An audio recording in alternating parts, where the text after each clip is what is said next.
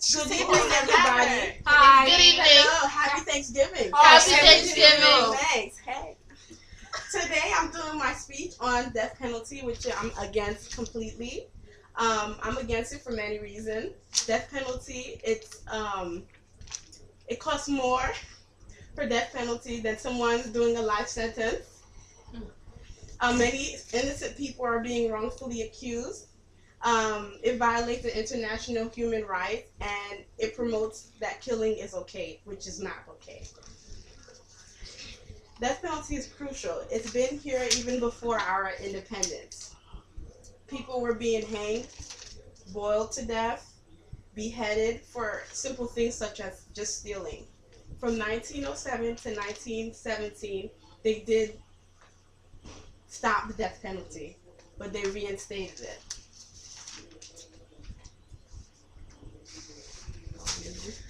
All right. Oh, you agree? No, mommy, you don't say anything. There were many people that were wrongfully accused. In 1973, over 130 people were released from death row. Oh, really? Yes, that's Amazing, very true. amazing. Isn't it? In Yes. Texas. In error there, I have many examples, many people. These are true stories. In Arizona, a guy called Ray Crone, he was released in 2002 for being wrongfully accused. Oh, wow. He spent 10 years in Arizona, including time on death row, for a murder he did not commit. He was the 100th person to be released from death row since 1973. DNA testing proved his innocence.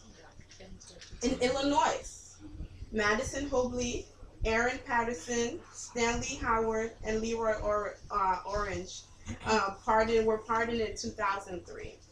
They were sentenced to death row on the basis of confession, extracted through the use of torture by former Chicago Police Commander John Birch.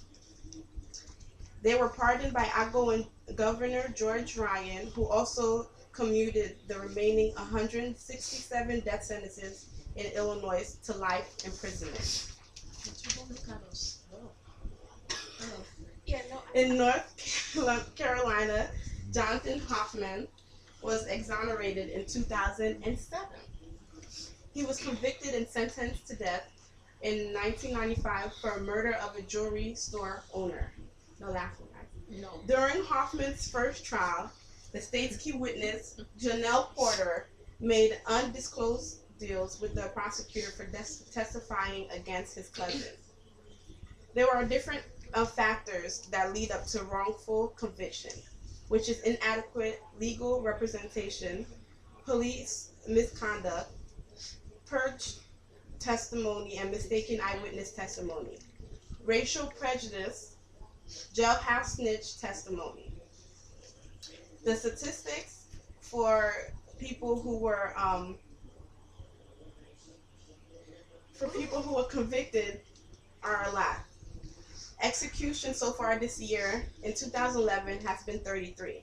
Execution last year, 2010, had been 46. As you can see, this is something that people don't take lightly. They just execute people like life is not important. A person's life is very important. It is. If God, we're not the one who created people, God is. So if we don't have the right or ability to create, we should not have the right to destroy. Amen. Or take I somebody's love that. life. No, I know, don't clap. I don't think I love The it. death penalty are in many states. Yeah. Albany, Arizona, Arkansas, California, Colorado, Connecticut, Delaware, Florida, Georgia, Idaho, Illinois, Indiana, Kansas, Kentucky, Maryland, Mississippi, Missouri, Montana, Nebraska, Nevada, New Hampshire, North Carolina, Ohio, Oklahoma, Oregon. Now, everybody, I'm telling you and trying to convince you that the death penalty is wrong. We should stand up and let everybody know, yes, fight the power.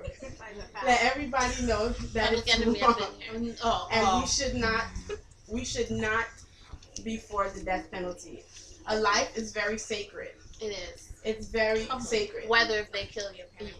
Yeah. Yes, it's very sacred.